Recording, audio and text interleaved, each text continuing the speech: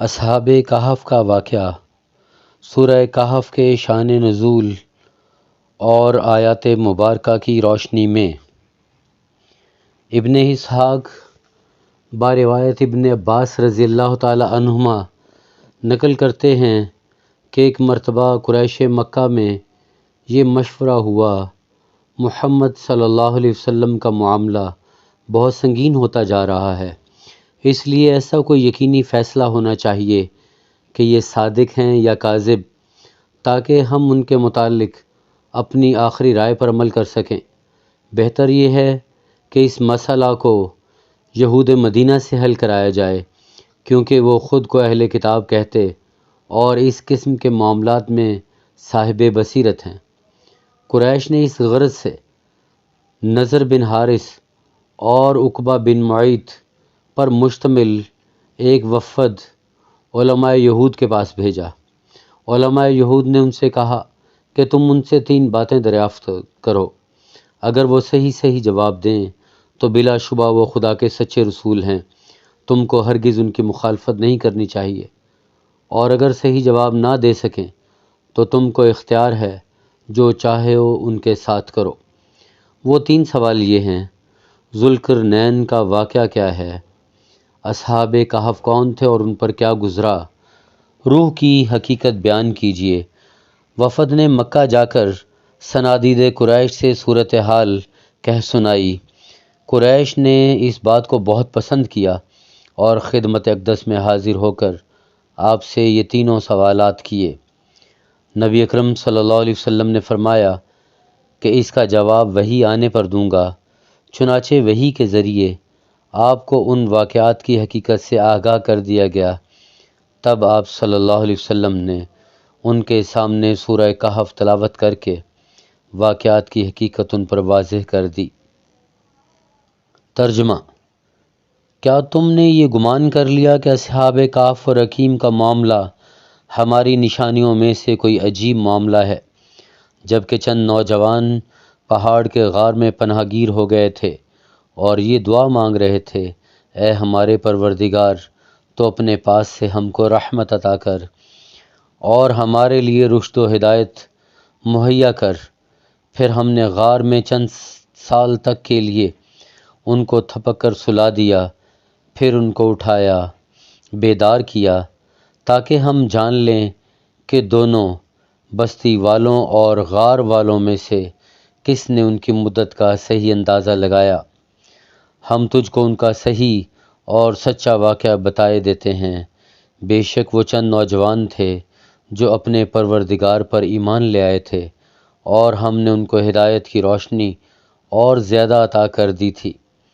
اور جب وہ حاکم وقت کے سامنے یہ اعلان کرنے پر کمر بستہ ہو گئے کہ ہمارا پروردگار وہی ہے جو آسمانوں اور زمین کا پروردگار ہے، اور ہم ہرگز اس کے علاوہ کسی کو خدا نہیں پکار سکتے، اور اگر ایسا کریں تو خدا پر بہتان باندھیں گے، اس وقت ہم نے ان کے دل خوب مضبوط کر دیے تھے۔ وہ کہتے تھے کہ یہ ہماری قوم ہے جنہوں نے اللہ کے ماں سوا بہت سے معبود بنا لیے ہیں۔ یہ کیوں کھلی دلیل اپنے معبودان باطل کی صداقت کے لیے نہیں لاتے؟ پس اس سے زیادہ ظالم کون ہوگا جو اللہ پر جھوٹی تہمت لگائے؟ اور اے رفیقو، جب تم ان سے اور ان کی عبادت سے جو اللہ کے سوا وہ باطل معبودوں کی کرتے ہیں علیحدگی اختیار کرتے ہو تو پہاڑ کے غار میں چلے چلو، تمہارا پروردگار اپنی رحمت نچھاور کرے گا اور تمہارے معاملہ میں شمولیت کار پیدا کرے گا۔ اور اے پیغمبر، تم سورج کو دیکھو گے کہ وہ نکلتے وقت ان کے غار سے داہنی جانب بچ کر نکل جائے گا، اور ڈوبتے وقت غار سے کترا کر بائیں جانب کو ہو جاتا ہے، اور وہ کشادہ غار ہیں۔ اللہ کی نشانیوں میں سے ہے، جس کو وہ ہدایت دے وہی راہیاب ہے، اور جس شخص کو اس کی مسلسل سرکشی کی بنا پر گمراہ کرے تو اس کے لیے کسی راہ دکھانے والے مددگار کو نہ پائے گا۔ اور تو ان کو بیدار گمان کرے گا حالانکہ وہ سو رہے ہوں گے، اور ہم ان کی کروٹیں بدلتے رہتے ہیں، داہنے بھی اور بائیں بھی، اور ان کا کتا اپنے اگلے ہاتھ پھیلائے غار کے منہ پر بیٹھا ہوا ہے۔ اگر تو ان کو جھانک کر دیکھے تو ان کی اس شان اور حالت کو دیکھ کر مرعوب ہو جائے اور بھاگ پڑے۔ اور اسی طرح ہم نے ان کو اٹھا دیا، جگا دیا، تاکہ آپ اس میں پوچھ گچھ کریں۔ ایک نے ان میں سے کہا، تم غار میں کب سے ہو؟ دوسروں نے جواب دیا، ایک دن یا دن کے کچھ حصہ سے۔ پھر انہوں نے کہا، تمہارا پروردگار ہی خوب جانتا ہے کہ تم یہاں کتنی مدت سے ہو۔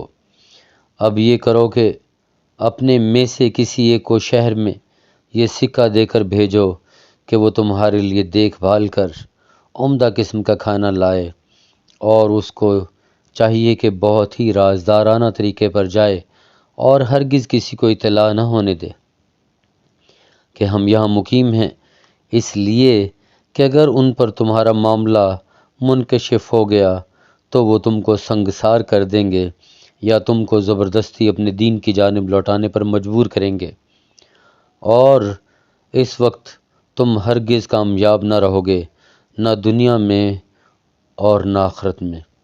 اور اسی طرح ہم نے شہر والوں پر ان کا معاملہ ظاہر کر دیا تاکہ وہ یقین کر لیں کہ خدا کا وعدہ سچا ہے اور قیامت کی گھڑی ضرور آنے والی ہے، اس میں کوئی شک نہیں۔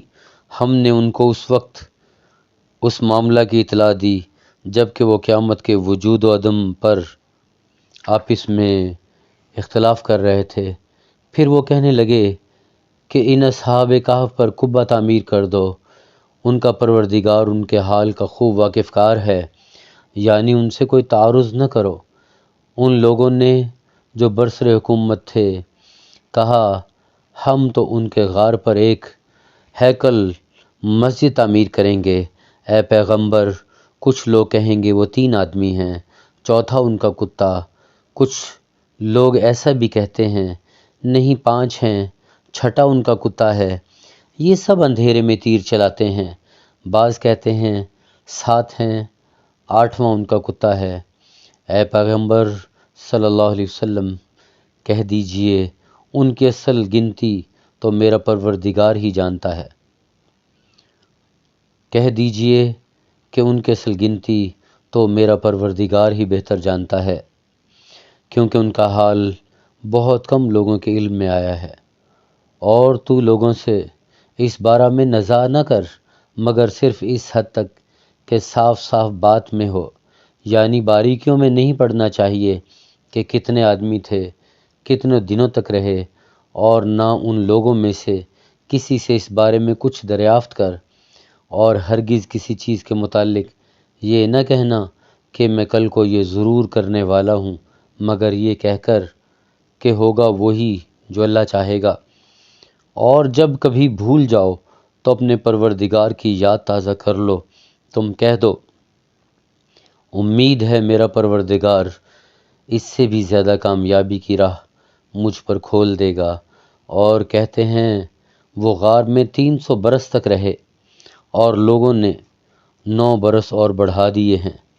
اے پیغمبر، تو کہہ دے اللہ ہی بہتر جانتا ہے وہ کتنی مدت تک رہے، وہ آسمان و زمین کی ساری پوشیدہ باتیں جاننے والا ہے، بڑا ہی دیکھنے والا، بڑا سننے والا ہے کہ اس کے سوا لوگوں کا کوئی کارساز نہیں، اور نہ وہ اپنے حکم میں کسی کو شریک کرتا ہے۔